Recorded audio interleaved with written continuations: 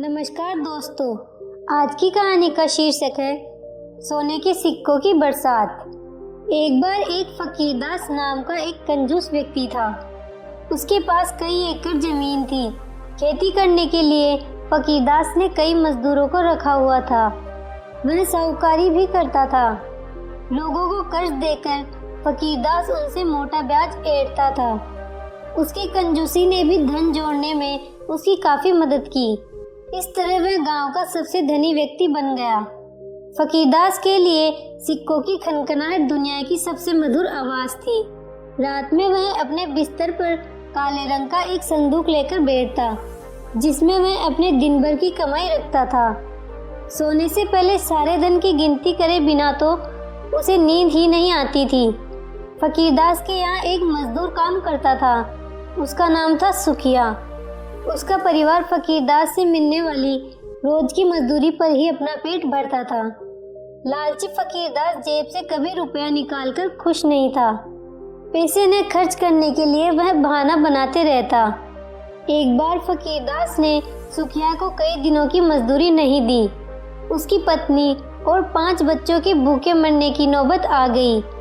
सुखिया दौड़ा दौड़ा फकीर के पास पहुंचा और हाथ जोड़कर गिड़गिड़ाने लगा, मालिक, कृपया मेरी मजदूरी दे दो, वरना मेरे बच्चे मर जाएंगे। कल आना कल, अभी कुछ नहीं दे सकता, हिसाब करना बाकी है। तुम्हारी पूरी मजदूरी निकालूंगा तभी तो दे पाऊंगा, कम तो दूंगा नहीं, फकीरदास ने कहा और हाथ हिलाते हुए उसे बाहर का रास्ता दिखा दिया। मालिक, मैं हाथ जोड़ता हूँ, मुझे केवल 1 दिन का मेहनताना दे दीजिए ताकि मेरे बच्चे अभी अपना पेट भर सके, सुखिया गिड़गिड़ाया।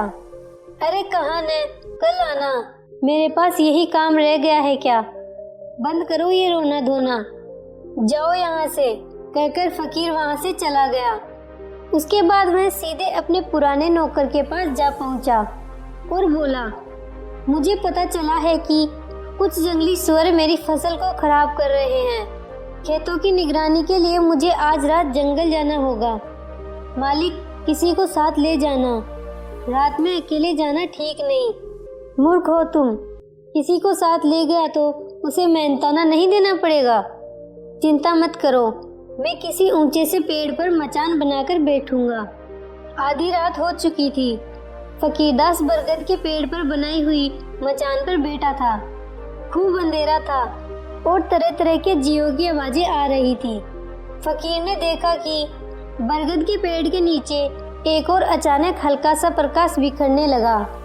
उस रोशनी में न जाने कहां से एक ईश्वरीय आभा बनने लगी। फकीर अपनी आंखों पर विश्वास नहीं कर पा रहा था। ये सृष्टि के रचयिता भगवान ब्रह्मा थे, जो एक मंच पर विराजमान थे। देखते देखते उनके सामने 3 पुरुष भी प्रकट हो गए। 1 माह के बाद आज पूर्णिमा की रात हम फिर यहाँ एकत्र हुए हैं। अब आप मुझे अपने अपने क्षेत्र के विकास से अवगत कराएं। स्वर्गदूत, पहले आप कहिए, स्वर्गलोक का क्या समाचार है? ब्रह्मा जी ने कहा, सब कुशल है ब्रह्मदेव, सभी प्रसन्न हैं। उनमें से एक पुरुष बोला, शुभ समाचार है, अति उत्तम। नरक दूत, अब आप बताइए, नरक लोक में सब कैसा चल रहा है? ब्रह्मा जी ने वहीं बैठे दूसरे पुरुष से पूछा, कुछ विशेष नहीं है ब्रह्मदेव। नरकवासी अपने पापों का पश्चाताप कर जल्द से जल्द वहां से छुटकारा पाने की प्रतीक्षा कर रहे हैं। इसके बाद ब्रह्मदेव ने तीसरे पुरुष की ओर देखा और बोला, आप बताइए पृथ्वी दूत, पृथ्वी पर क्या हो रहा है?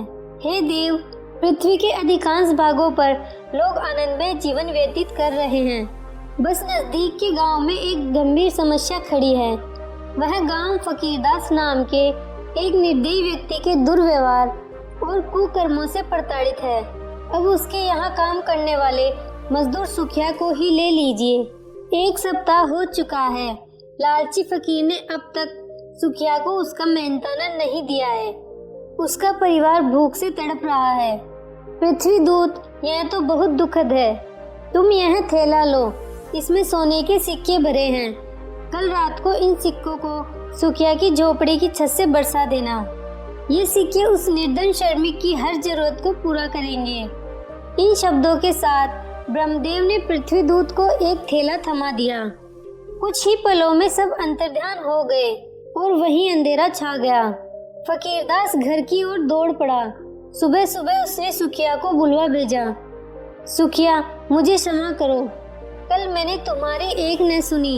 ये लो अपना 7 दिन का पारिश्रमिक। अच्छा, तुमसे एक आग्रह करना था। आग्रह नहीं, आप आदेश दीजिए मालिक, सुखिया ने कहा। फकीरदास के आचरण में अचानक आए इस बदलाव से वह हैरान था। सालों बीत गए इस आलीशान घर में रहते। इस ऐशो आराम से अब मन भर चुका है। मैंने तय किया है कि अब मैं साधारण जीवन बिताऊंगा। पूजा पाठ को अपनी जीवन शैली का हिस्सा बनाऊंगा।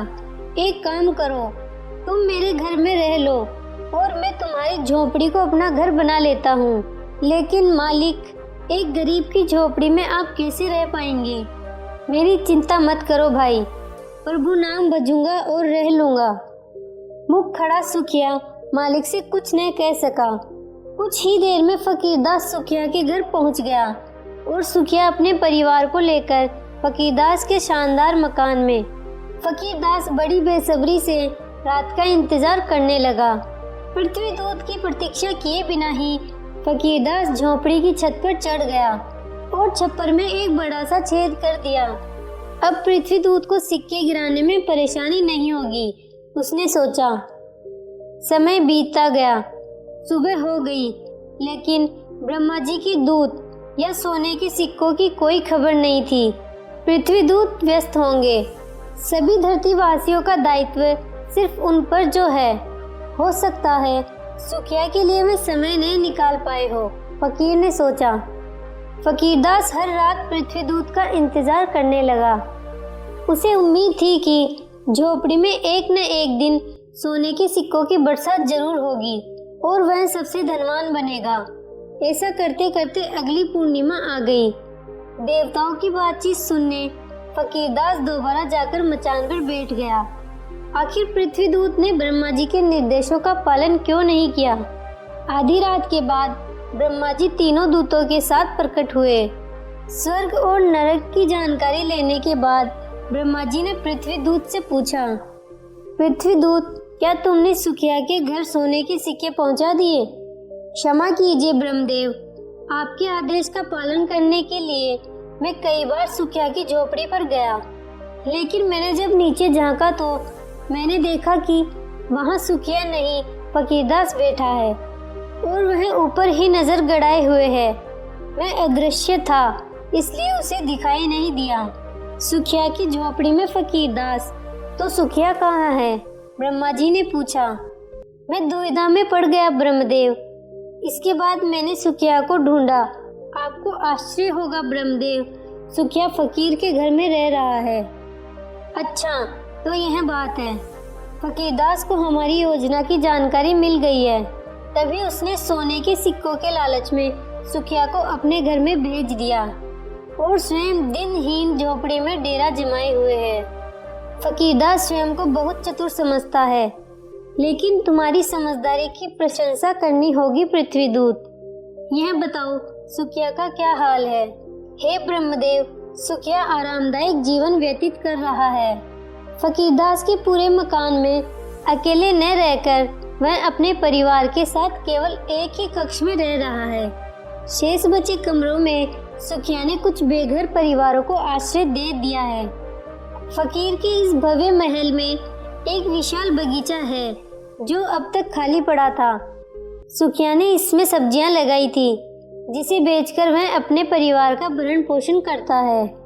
अद्भुत! सुखिया ने सिद्ध कर दिखाया है कि वह कितना महान व्यक्ति है।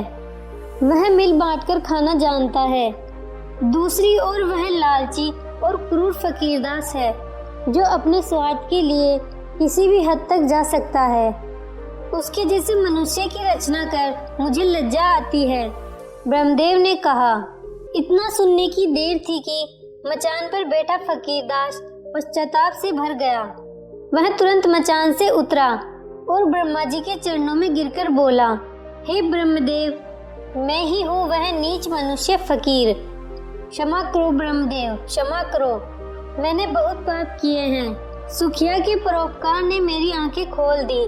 मैं अपने पापों का पश्चाताप किस तरह करूं? अपराध का बोध होना पश्चाताप की ओर पहला कदम है। निर्णय तुम्हें लेना है।